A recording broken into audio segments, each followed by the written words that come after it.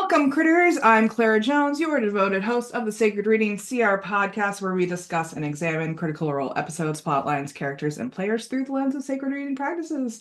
This particular episode is about Campaign 1, Episode 40, Part Yes. 2, I believe. And joining me today is Atlas. Hello. So the icebreaker that I found for today, I found a icebreakers for laughs list. Oh boy. If you could pick between dating a superhero or a supervillain, who would you choose? Probably a supervillain because when people are too goody two shoes, it drives me crazy. Hmm. Um, and I don't know. It just feels like that would be a better fit for my personality. So, which supervillain then? I have no idea. I am disconnected enough from the superhero world that I don't think I could name one. Oh, man. Yeah, I considered supervillain as well, but I also do not want to become a target as a result Mm. of me dating them. So, I'm going to choose superhero, and I'm specifically going to choose Batman. There you go. I've always loved Batman as a concept because he's a like billionaire, millionaire, something one of those things. And Sure. he does good with his privilege and power and money. Like not actually as himself as Batman versus Bruce Wayne, but that's a rich white guy I can get behind. There you go. Yeah, I feel like that kind of walks the line between superhero and villain. It's that whole like anti-hero vibe, which Mm. is also like that would make sense. I could go Yeah, that way. So yeah. supervillain or anti-hero, I could go for either. Just not Superman goody two-shoes vibes. Can't do that. Yeah, I can't go for 100% pure. Um, because I am definitely not 100% pure. Like I don't know if I could ever do like golden retriever boyfriend or golden retriever partner Mm-mm. type of situation because I need a little angst in my partners. Yeah, been More there, so done than that. It did not work. a lot of angst in my partners. I'm like, "Oh, give me your little broken soul. I will cherish it. Thank you." Yes.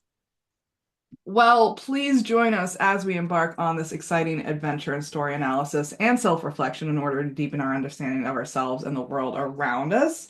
As always, we love hearing your own insights and stories as well, so please comment, like, subscribe below, and ready? All right, let's dive in.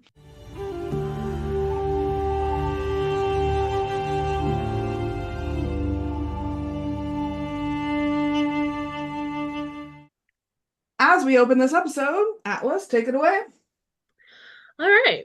We return from break to Vax joining Percy and Grog with the skull in Percy's workshop. Grog warns that the skull has asked for Percy because it requires someone touched by darkness and gives Vax a quick rundown. When they enter, Percy is waiting with the skull covered after his conversation with it. Vax appears confused and apprehensive about the whole situation, while Percy explains that there is something evil in the skull, offering to grant them a wish.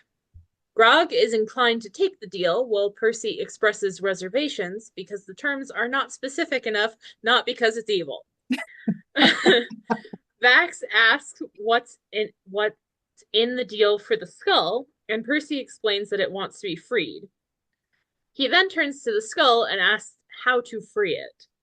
The entity says that it would take is destruction of the skull, but when Vax asks who the entity is, it says that it does not remember. He covers the skull again, feeling pretty weirded out about all of this, and saying that following through seems like a very, very bad idea. Percy suggests that it was an option worth exploring and that they should take the skull somewhere for identification and more information before writing it off. Grog remains enthusiastic about the possibility of a wish no matter what it costs. Vax points out that even if the wish did get rid of the dragons, they would then have to deal with whatever this entity is and what it brings into the world. Grog doesn't understand why they aren't jumping at the chance to save people in the moment, and they go back and forth for a while, but none of them change their positions. Bax remains skeptical, Percy wants more information, and Grog sees a way to help that couldn't be any worse than what they're already dealing with, according to his perspective. Eventually, Percy hides the skull again, essentially tabling the discussion until they can bring in the rest of the party. They are joined by Vex, who notices when Percy subtly grabs the skull from its hiding spot. Vax goes to grab Pike and Keyleth, begging Pike to talk some sense into Grog. While he's gone, Grog shuts the workshop door and demands the skull from Percy, blocking the entrance/exit. The situation is obviously tense, and Vex is struggling to figure out whose side she should be on and what is even going on. Finding the door closed when they get back, Vax tells Grog that Pike wants to talk to him. I'm struggling to read my own writing. It's fine. Percy asks about Grog's sword and whether his new friend has anything to say about the skull. Keyleth and Pike are unable to hear anything from outside the door, and Vex is still trying to figure out what all is going on, so everybody's a little bit confused and stressed. Grog explains the situation again to Vex, while Pike tries to find a way in despite the door being blocked by Grog. Given the circumstances, Vax relays what he knows to Pike and Keyleth as quickly as he can. Pike continues trying to open the door, and Percy agrees to hand over the skull to Vex for the moment. Vex is now also involved in trying to figure out the skull's motives and takes a minute to question it. Running out of patience, Grog rushes Vex, and Percy tries to reach the skull before he can. Percy pulls Vex out of Grog's path, firing a warning shot next to Grog's head before Grog tackles Percy. Chaos is happening. Grog then takes up a defensive position, protecting Vex and the skull, while Pike and Keyleth rush in and do their best to calm the situation. Grog manages to get the skull and tries to destroy it, but fails. Vex grabs the skull again and dashes out of the room, figuring if it's out of the way, the situation might diffuse. Keyleth casts Hold Person on Vex, Percy, and Grog, but only manages to hold on to Percy. She tries to figure out what's happening again, but remains in the dark. Pike manages to get some explanation from Grog finally, and finds out that he really does see it as a solution to their current problem. At this point, Erwin arrives announcing that Allura and a dwarf named Drake Thunderbrand have arrived and want to meet with them. Vex asks him to bring them down as quickly as possible. Vex pleads for Allura's help with the whole situation. Allura tells the party that she lost her connection to the teleport sigils in her tower and the Lyceum, so the party has to break the news that Amon was felled by the Chroma Conclave right after Uriel had stepped down, before asking her if the relic they've been arguing over actually has the potential to solve any of this problem. Allura has to take a minute to process, because that's a lot of information to dump on somebody at one time, but she eventually does identify the artifact as a Githyanki skull and advises against using it, stating that even if the skull could grant a wish, it's likely that the wish would be turned against them. Allura asks the party describe the dragons ravaging the city. She is familiar with Vorgal, who is known to wander the northern wastes, but not with the green or black dragon. Allura appears shaken by the appearance of the red dragon, claiming that this is her fault and relaying that his name is Thordak. Allura describes Thordak's history from an attack on Ank'Harel centuries ago to his rule over an island in the Lucidian Ocean, and ultimately her former adventuring parties work with the Arcana Pontifical to trap him in the elemental plane of fire when he took to destroying places closer to home, like Port Udal and Byroden. She does not know how he escaped. They worry that their own escapades into the elemental plane of fire could have made this possible, and though Allura assures them it did not, it also dawns on them that the Ashari who guard the rift may have suffered when he traveled between the planes. The party comes clean with Allura about the fact that Krieg was actually a blue dragon with ties to the Conclave and that they killed him over a year ago. With secrets aired, Allura urges them to start gathering allies. Vex's dragon sense tells them that Thordak remains in the city center, but the rest of the dragons are out of her range. While they are talking, Allura loses her connection to the teleportation circle in Westron, and they conclude that another city has fallen to the dragons. Keyleth asks Allura to join her in scrying on the Ashari. While they are concentrating, the twins take a moment to the side where Vax tells his sister that he wants to kill Thordak or die trying, and Vex agrees. Keyleth and Allura scry on the Ashari settlement and find a scene of destruction with the elemental planes spilling out into the material world. Keyleth begins to spiral, but Allura stops her, telling her that she is not a failure and she needs to trust that her people remain and stand behind her still. Allura rallies the group to begin gathering allies and stand against the Chroma Conclave, and that is where we end for the episode. Well, I was crying by the end of that. Yes. Even though I've seen this episode at least 4 times by this point, Yeah. it still hit me in the feels. This is a stressful second half. I mean, overall, this is a stressful episode. Yeah, for sure. And I can't help but think about the in-group fighting that's happening as a result of the stress from the dragons. Yeah, it's an interesting combo of this piece that I frankly forget every time I watch it about the skull. Like I know it's a thing. I forget that it comes here. Um that just seems blown way out of proportion and really is just about a quick fix to a very complicated problem that they feel overwhelmed by.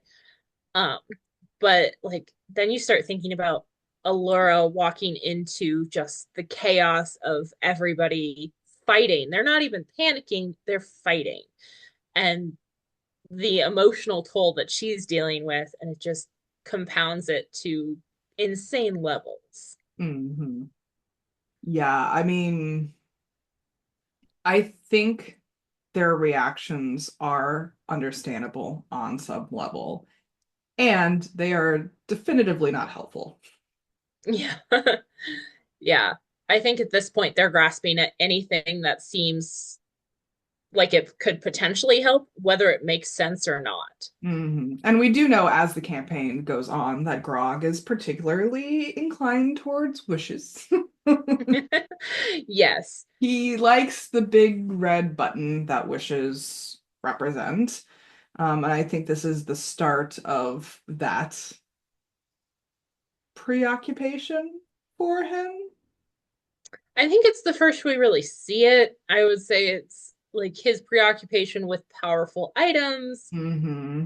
has existed for a while. Hmm. Um, and I think Matt even comes out and says it's his way of finding simple solutions to complicated things is this idea of powerful items or wish spells.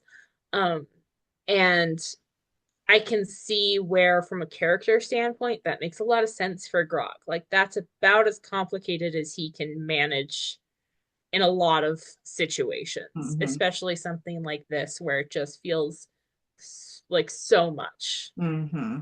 Yeah, because I don't think we've seen Grog panic up until this No, point. I would agree. Like, if he can hurt something, he can kill something and he can solve a problem. Yeah. This is something he can't hurt. And it sends him into a panic that we haven't seen up to this point and also don't really see again in the same way. Yeah, because he's not even listening to Pike in this scenario. Right. Like usually you can reason with Grog Yeah. or trick Grog or whatever. You can usually handle Grog. Anybody in the party can handle Grog. At this point, Pike's the only one that has any effect, and even that is minimal. Yeah. Yeah. Do we know what Percy's alignment is? I want to say It's chaotic neutral, but I'm not sure. Yeah, I think it's neutral for sure. And I would probably, yeah, I think chaotic neutral makes most sense. Um, because he's also very much displaying those neutral Hmm. alignment tendencies in this conversation with Grog, which I think Vax wasn't really expecting either, or Vex. I mean, yeah, I think they were a little surprised by it purely because they just finished dealing with the last time he made a deal with an evil entity. Um, and what they took from that was don't make deals with evil entities. And what he took from that was figure out the terms and conditions before you Make do. better deals with evil entity. Yeah. Um, yeah, it's funny because true neutral characters, I think, are difficult to play. Hmm. And I think Taliesin does it very well. And I think the other players and characters get blindsided by it sometimes. I would agree. I think that we all, as players, tend to default to a position. Like if you're running an evil campaign, you may default to evil. If you're running a good campaign, you may default to good. But running a neutral campaign isn't really a thing that happens. They all Yeah, have a bend one way or the other. So we find it easier to play characters that follow that bend rather than truly neutral. yeah, And a lot of people who try to play true neutral don't manage it. yeah, yeah, yeah. Because I think Vex and Vax are more on the good alignment spectrum, Yes. right? Are they chaotic good or are they lawful good? I think they're both chaotic good. And they don't even play the chaotic that much, do they? I think chaotic good means different things to a lot of people, and it's a spectrum like anything else. I think they're on the more neutral end of that spectrum, but I wouldn't call them neutral good. Yeah, I can Yeah. definitely see Vax's chaos come out when it's like when he's pranking Grog and Scanlan and all of that jazz. But when it comes down to making like tactical decisions and moral decisions in the challenges that they're facing as a group, he definitely skews more towards the good end of the spectrum. Yeah. But it's very interesting that and very common that they all start sniping at each other as a result of being super stressed from the dragons. Oh, for sure. I mean, that's a reaction we see in real life all the time. Yeah, yeah. Yeah. Like it's almost uncomfortably real, like going through the second half Yeah. of the episode. Like it's not a comfortable half to watch. Yeah.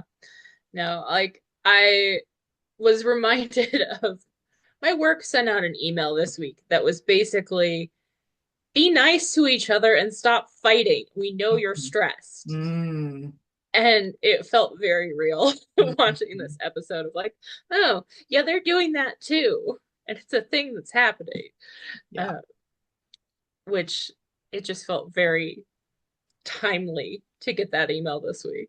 yeah, Um, yeah, yeah. yeah.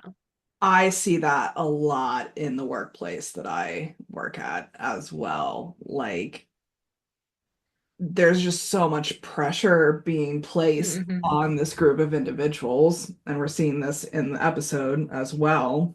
Like, they have to, in order to make themselves feel better about the pressure, they have to offload it somehow.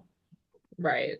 And it's at each other in this because, like, Keyleth gets super pissed as well.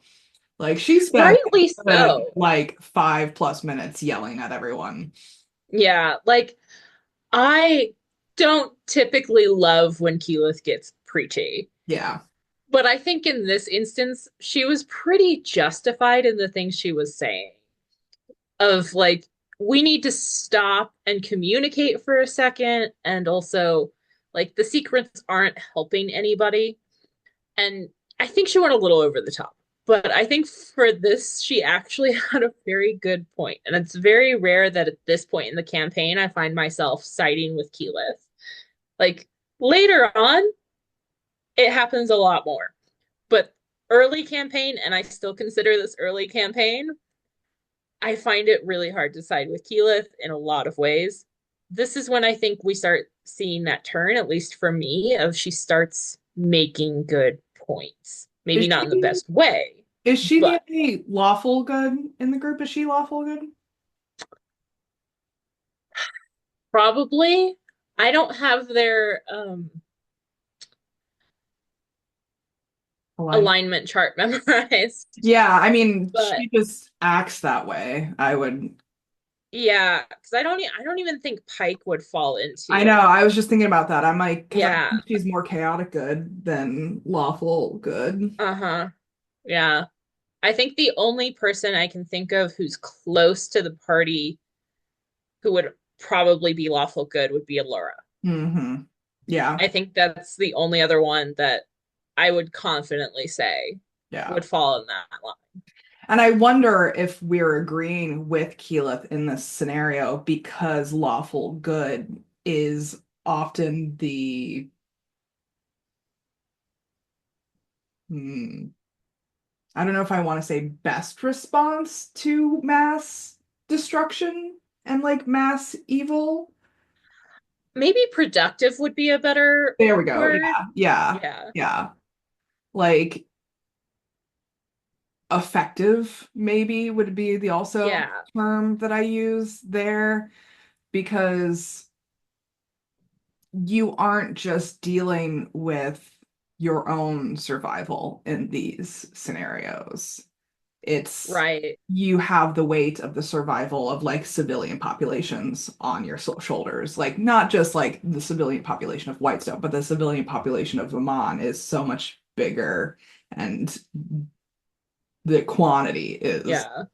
significant. And the bigger the situation is, the more likely it is that the rules are going to be helpful Yeah. because you're not seeing individual situations. It makes it easier to make large, sweeping calls Yeah. that help a large portion of people.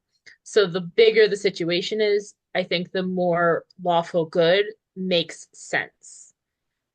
That's so fascinating. I read a book one time that was talking about how historically, like as civilizations grew over the history of the world, the idea of like one moral God who was Mm-hmm. like the all-powerful one moral judgment giver for the population only came into existence when groups of individuals became so big that the chances of meeting someone anonymously was increased. And That's interesting. so it was no longer like a village effort to create moral guidelines. Mm-hmm. Instead, there had to be like an outside moral body superimposing moral guidelines because you didn't individually know each other enough to have group say Right. in enforcing moral guidelines. That is fascinating, but also makes so much sense. Yeah, like before it used to be like either pantheons or, earth-based beliefs, Mm-hmm. elemental-based belief systems, or just like, communally birthed belief systems, moral guidelines, that kind of stuff. Right. But once the chances of you anonymously interacting with people became like a day-to-day occurrence, you could no longer rely on the community to self-regulate itself, co-regulate itself. Mm-hmm. You had to have some types of outside entity superimposing the regulation on these anonymous individuals. Yeah, and something to justify your community rules and regulations. Mhm. Something that was not like we've all agreed because at that point you're too large for everybody to agree. but Exactly. you need something to base it on. Which I think is the underline of lawful good, Hmm. is that you have this outside external lawful entity body, whatever it's like a governing council or a king or an emperor, Right. whatever it is. You You, have something that tells you there is a correct answer. yes, Yeah. because then you can take this mass amount of civilians and make those generalized judgments instead of bringing them all together and being like, all right, what do we do? Hmm. And I think we're seeing that play out in real time in these episodes. Yeah, I think this is one of the few times where looking at an alignment chart actually does help us figure some things out. I have Yeah. a lot of opinions about alignment charts Yeah. and how useful they are in especially settings like D&D. But I think in situations like this where we can look at the effect it has on a large situation, it's easier to see where those two differ, what effect they might have, Mm-hmm. and how they play differently. Yeah. Because I think everyone in this party, everyone in Vox Machina are feeling the weight of the civilian population that they're having Yes. to make moral decisions for, or at least proxy moral decisions Right. for, because they were bum rushed by refugees in the first half of this episode. And so I don't know if they have any other reasoning to fall back on beyond their alignment code Hmm. because it's not like they can bring every one of them on together and be like, all right, how do we deal with this situation, guys? Right. And I think we see an interesting trend where um, a lot of these characters are very focused on personal motivations, Yeah. right? But Keyleth is the person in the party who is and always has been doing this for a larger group Yeah. and not because it's her motivations. And then we see Allura, who, in the same way, is doing all of this for a larger group. And it's the two of them together that really make this situation make sense and give them a path forward. And Well, so, yes, continue. yeah, I mean, it's interesting looking at them because the motivations are don't come into play as often as they might. Mhm. But seeing it here, it becomes very clear there's this divide in the party between those who are personally motivated and those who are community motivated. I wonder if Keyleth's larger focus motivations strike us as discordant sometimes Mhm. because she doesn't necessarily choose them for herself. It's been a role that she's been superimposed into. Oh, absolutely. And I think that's part of why they strike so difficult in the first part of this campaign is because they don't have these larger forces that they're up against. They are fighting small individual motivations. Like they're fighting Percy's backstory. They're Mhm. fighting a monster in a swamp. Like they're not dealing with continent wide anything, Yeah. but Keyless motivations are already there. Yeah. So it takes time for the rest of the group to come around to something she's been at from day one. Yeah. And that's why she doesn't really fit until this arc really gets into swing. Yeah. I mean, because I feel a lot more comfortable as a watcher seeing Alora take that point of Yes. view than I do seeing Keyleth take that point of view. I think part of it is also Alora is comfortable with it and That's, Keyleth I think is she's not. chosen it for herself. Yes. I don't think Keyleth has chosen it for herself. No, Keyleth hasn't chosen it for herself, and she also doesn't have the emotional maturity and capacity to manage it yet. Yeah. We see when she tries in this episode, she starts to spiral bad. Yeah. Like, and she'll grow into it. She gets there eventually. That's what makes it work. But Alora's already there. And so when they're talking in this episode, if we just had Keyleth, I don't think we'd have a path forward because Oh, as soon as she realized what it meant for the Ashari, she spiraled, and the only reason she she was stopped is spiraling because before she even saw that. yes, but she like that was the hard downturn. Yeah, Uh, and the only reason she was able to pull out of it was because Allura was there to say that she needed to yeah. and to give her that little push into the emotional situation that she needed to be in to actually deal with the situation.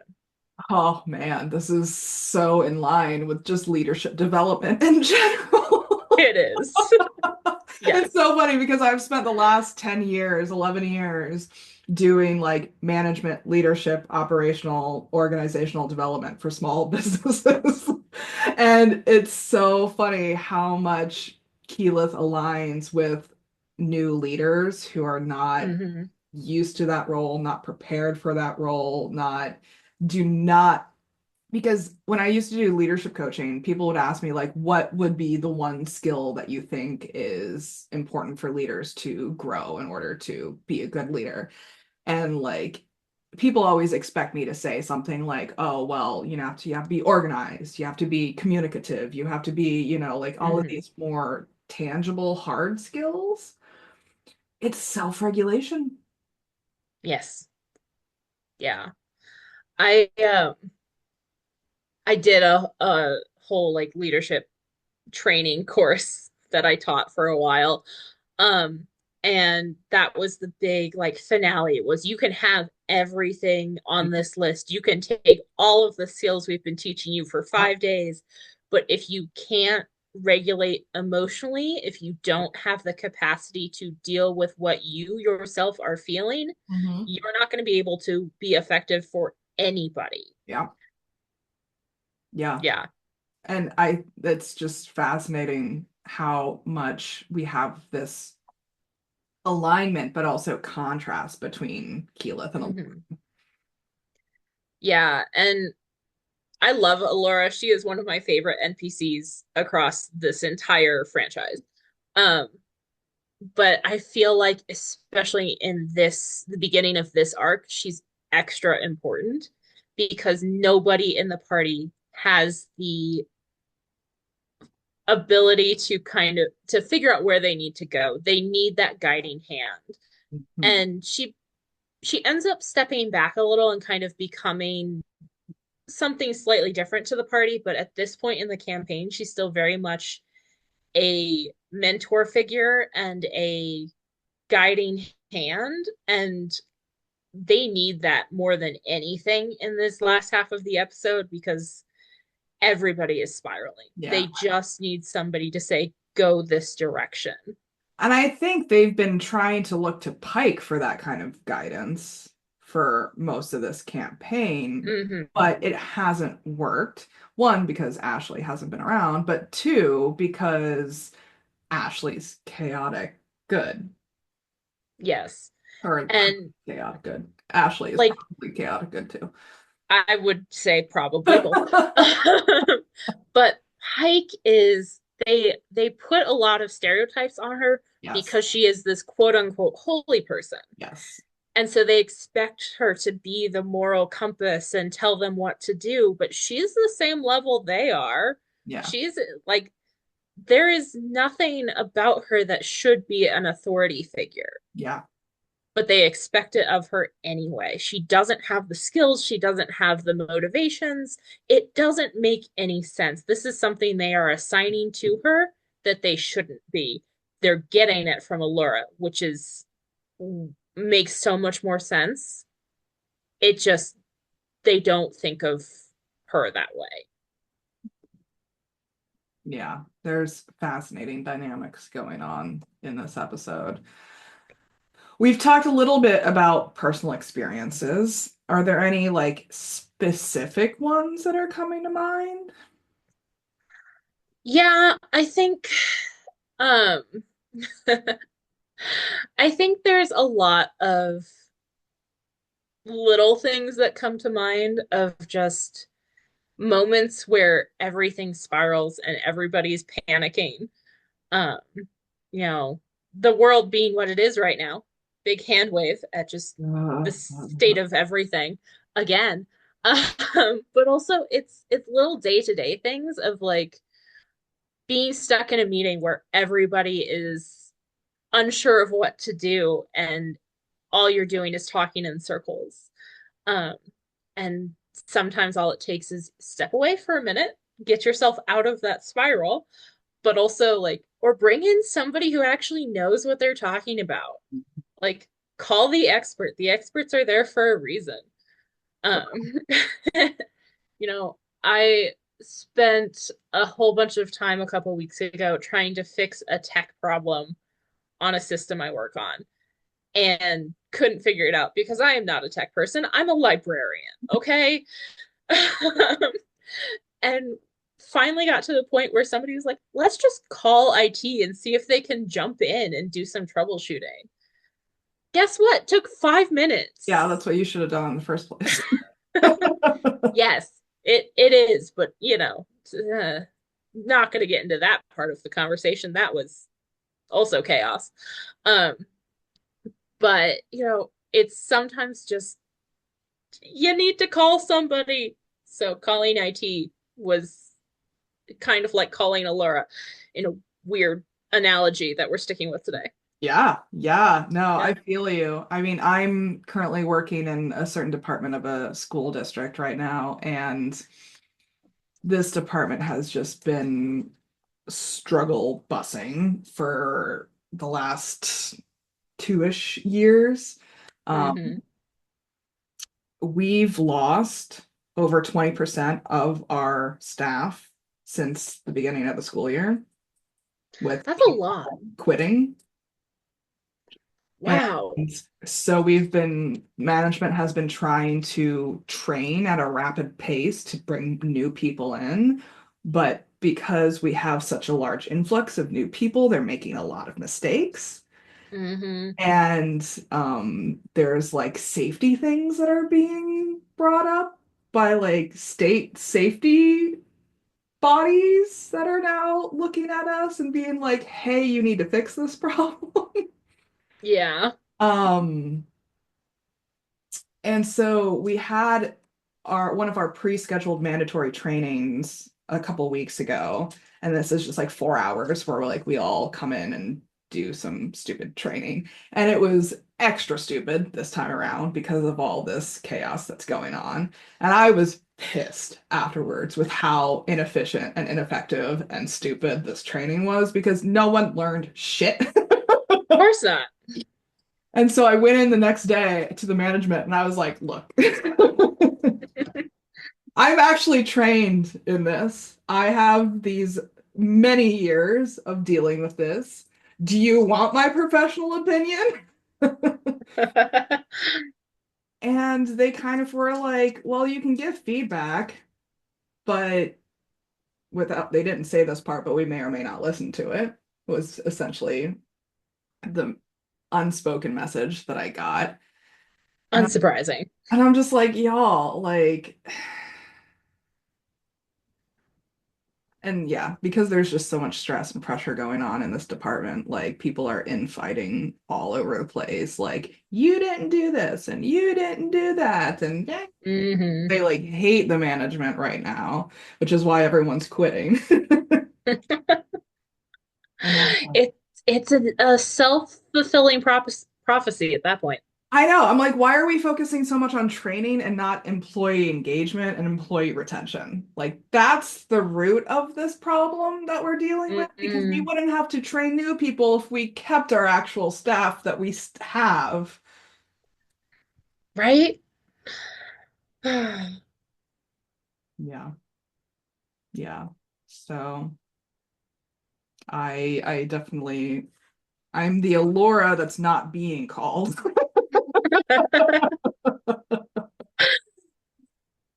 right now. And I'm just the Allura that's like, all right, like I gave you a lifeline Yeah.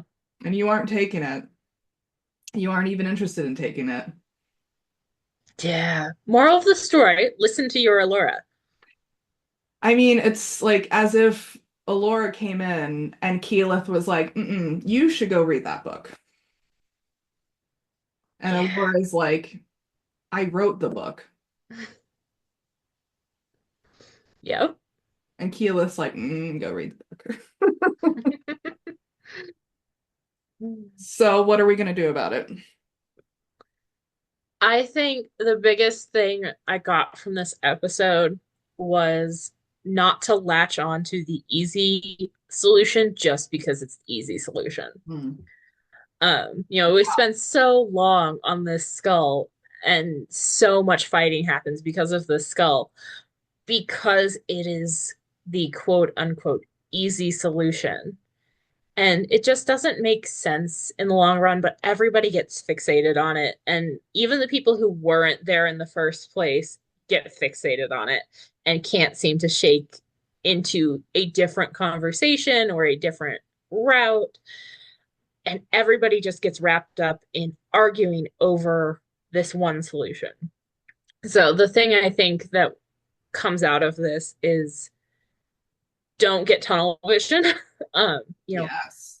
life is complicated. The world is complicated right now. Stop focusing on the answer and find a path forward. It's not going to be a single solution. Yeah. Yeah. Cough, cough. We shouldn't be training new people as much as we are. So. Um, I mean, I don't know what to do in this situation, honestly. I feel like I've tried. Um,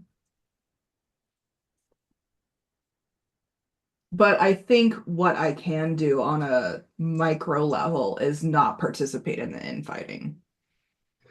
I think that's a very good thing to take from this. Yeah. The Is more you get wrapped up in it, the harder it is to get out of it. I find myself slipping into it sometimes. Like it's a very big gossip culture too. Hmm. People gossip all the time, and I am a very common subject of their gossip because I don't stick around to gossip with them. Mm. Yeah. So I will say one thing to one coworker, and then 3 days later, I'll have five other coworkers come up to me and be like, I heard this, I heard that. And I'm like, y'all. Um, and so I have to be very deliberate in A, not slipping into the gossip, and B, not slipping into the unproductive criticism too. Yeah. And understanding like basically self-regulating myself. Yeah. Like, all right, I do have emotions coming up here, and I want to use them productively instead of destructively. Like, I literally told that to management when I went in the next day after that stupid training. I was like, I was pissed, and I decided to try to do something about it productively rather than just like complain to everyone else about it. Hmm. Because that's what everyone else was doing, was just complaining about each other, about it to each other. Like the bathrooms during that training session were just bitch sessions. And I'm like, Which is its own kind of catharsis, but not helpful in breaking the not cycle. helpful and it's not productive, and no one's actually talking to management and trying to fix the problem. And so I'm just trying my best to like not participate in the infighting as much as I can, which is hard to do when you're stressed. Yes, for sure. So I'm trying to find catharsis in other forms right now. Yeah. Mostly screaming in my car by myself and ranting to myself. Well, it's not contributing to the infighting culture, so Yeah, yeah, minor successes. yeah. I'm like, at least I'm just ranting to myself instead of other people. Hmm. Well, anything else we want to add before we start wrapping up? I don't think so. Man, I could do a whole like leadership analysis of this whole episode. It's been fascinating. It really is. Yes. Well, this is powerful stuff we're talking about, and I'm sure you all have experienced some level of this in your own lives and workplaces and social groups sometimes. Like this happens in friend groups all the time, too, if you have Oh yeah. particularly toxic friend group. Audience, we definitely encourage you to share your own thoughts and feelings and insights with us as well. We'd love to know how conflicts like these, critical role episodes like these have impacted you in your own lives. Special thanks to Atlas for joining me. It's been a pleasure. Always happy to be here. So, next time we'll be discussing Campaign 1, Episode 41, Part 1. Lots of ones in that. And joining me will be Petal. I'm excited for that. As always, I'm looking for more co-hosts and guests. If you're interested in coming on and nerding out about Critical Role, hit me up. In the meantime, please comment, like, subscribe below, follow us on Tumblr at Sacred Reading CR for all the juicy updates. And until next time, may all beings be peaceful, may all beings be free, and be the chaotic good you wish to see in the world, or the lawful good, whichever is your flavor. Bye, guys. Bye.